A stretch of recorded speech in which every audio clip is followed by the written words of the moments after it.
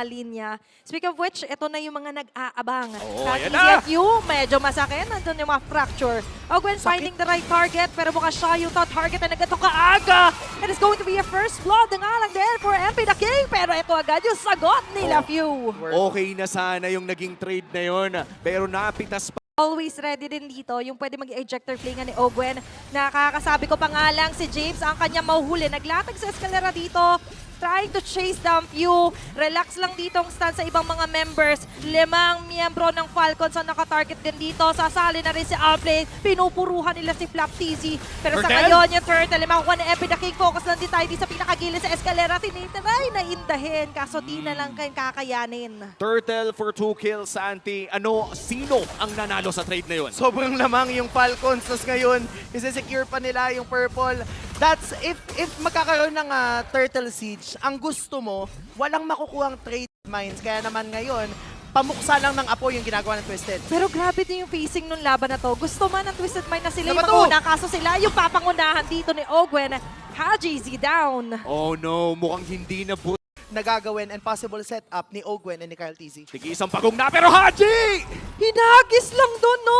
Haji sabay hagis. Kaso ngayon, yung turtle ay masasakop at libreng makukuha ng Team Falcons. Kakasabi lang natin na Parang bumababa na talaga yung control sa mapa ngayon ng Twisted Minds eh. sabayan dito, Kyle TZ and James. Kyle! Paulitin naman! Haji Z with a kill.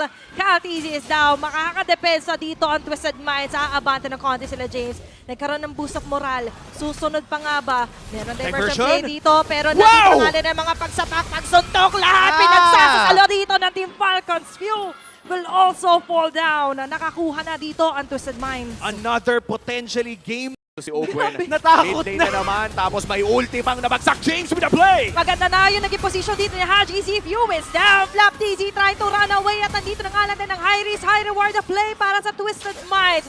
Aawat ng konti. Enough na natin na yung Lord ay makukuha nila Super Marco. Tatama yung Swerve Destruction. Papasok ba dito? Oo, nandyan na sila outplayed. Andun yung ejector play sa Ekerera. Medyo naiipin. Pero si Haji Z and Flap TZ may kuha na isa. Outplayed is down. And Super Marco yet again with the play. May diversion. Sasalubungin nila dito sa likod. Saan kayo pupunta? Hanggang dyan lang kayo.